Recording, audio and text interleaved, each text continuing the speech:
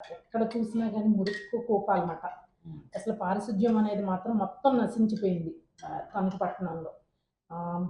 డ్రైనేజ్‌లో అయితే పూడికలు తీయట్లేదు.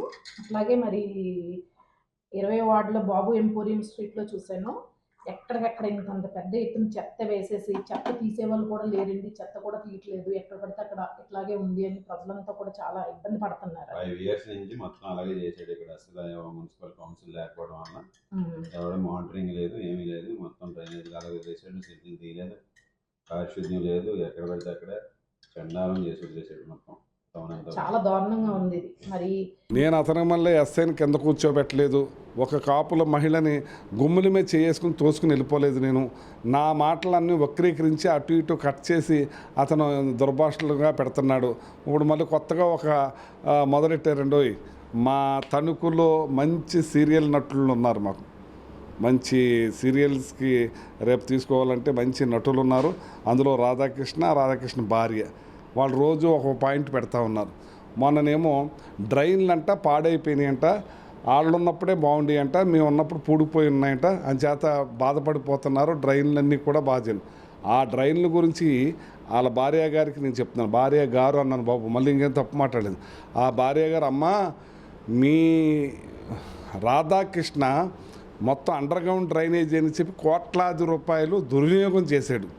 అలాగే ర్యాలింగ్లో డ్రైన్ వేస్తే ఆ డ్రైన్ అసంతృప్తి వదిలేస్తే అక్కడ మనిషి పడి చచ్చిపోయాడు. అది కూడా చెప్పమ్మా, నువ్వు డ్రైన్ల గురించి చెప్పడం కాదు, నీకు మళ్ళీ మనుషులను చంపే పరిస్థితి నాకు రాలేదు. మీ ఆయన డ్రైన్లో మనుషులు కూడా చంపేశారు.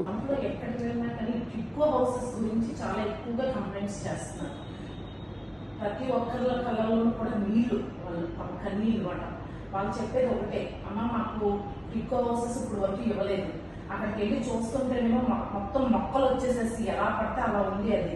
మరి రాధాకృష్ణ గారు 2019లో మమ్మల్ని తీసుకెళ్ళినప్పుడు 70% 80% కంప్లీట్ అయిపోయింది చూపించారు అప్పుడు. కానీ ఇప్పుడు చూస్తే దాని పరిస్థితి మరి ఎక్కడ చూసినా మొక్కలు వచ్చేసేసి ఎలా పడితే అలా ఉంది. ఈ మధ్యనేమో బ్యాంక్ నోటీసులు ఒకటి వస్తున్నాయని చెప్తున్నారు. టిట్కో హౌసెస్ మీరు దోచుకొని 24,000 రూపాయలు పెట్టి ఇచ్చేస్తే జగన్మోహన్ రెడ్డి గారు దాన్ని తగ్గించి దాన్ని మీరు అమౌంట్ కట్టకుండా చేశారు. కానీ మీ కాంట్రాక్టర్ కావాలని ఎగ్గొడితే వేరే కాంట్రాక్టర్ ద్వారా చేయించే కార్యక్రమం చేస్తున్నాం. ఎలక్షన్ అయినా 3-4 నెలల్లోనే ఆ టిట్కో హౌసెస్ కూడా మేము ఇస్తాం. మీ ఆయన గారు ఏలుపూర్లో 11 ఎకరాల చిల్లరి రాజశేఖర రెడ్డి గారు కొంటే మేము ఆ దాంట్లో కూడా ఇల్లు కూడా కట్టివ్వలేని పరిస్థితిలో మీ ఆయన ఉన్నాడు. అది కూడా ఒకసారి చెప్తే బాగుంటుందమ్మా. చాలా బాగా అనిపిస్తుంది. అది వాళ్ళ బాబు గంజాయి తీసుకుని పాపం అబ్బాయి ఎక్స్పైర్ అయిపోయాడు. అతను వచ్చి మరి చేతులు పట్టుకుని, అమ్మ మరి ఏంటిది ఇట్లాగా గంజాయికి యువత అంతా కూడా బానిస అయిపోతున్నారు, ఏదో రకంగా ఈ గంజాయిని మన తణుకులో మరి అందరూ కూడా ఆపాలమ్మా అని అతను పాపం ఏడ్చారన్నమాట. నాకు నిజంగా చాలా బాగా అనిపించింది. అది ఇట్లాంటి కొన్ని సంఘటనలు నిజంగా చాలా బాగా అనిపిస్తున్నాయి. ఈ తణుకు లాంటి ఒక చిన్న టౌన్లో కూడా మరి గంజాయి ఇంత విస్తృతంగా అమ్మడం అనేది మరి చాలా బాధాకరం. ఇప్పుడు చాలా అదే పెద్ద సమస్య. ఇక్కడే కాదు, స్టేట్ అంతా కూడా జగన్మోహన్ రెడ్డి వచ్చాక, వైఎస్ఆర్ కాంగ్రెస్ పార్టీ అధికారంలోకి వచ్చాక గంజాయి ఆంధ్రప్రదేశ్ కి మార్చేసాడు మొత్తం అంతా కూడా. ప్రతి మూల కూడా ఏ మూలకెళ్ళినా గంజాయి జరుగుతుంది. ఇక్కడ మన తణుకు టౌన్ లో కూడా విచ్చలవిడిగా గంజాయి అమ్ముతున్నారు. గంజాయి తోటి చాలా ఇబ్బంది పడిపోతున్నారని చాలా బాధపడిపోతున్నామ్మా.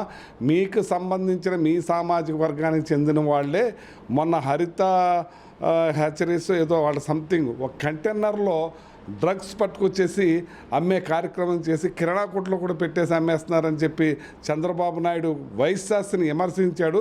అది చాలా నేరం, తప్పు. వైఎస్ఆర్ అన్నవాళ్ళు అందరితోటి సమానంగా గ్రామంలో అందరితోటి మమేకమై ఉండేవాళ్ళు. వాళ్ళని కూడా వదిలిపెట్టకుండా గంజాయి అమ్ముతున్నారు కిరాణా కొట్లో, మరి డ్రగ్స్ అమ్ముతున్నారని చెప్పి ఇలాంటి మాటలు కూడా మాట్లాడి వాళ్ళు ధర్నా కూడా చేశారు. దాని గురించి కూడా చెప్తే బాగుంటుందమ్మా నువ్వు.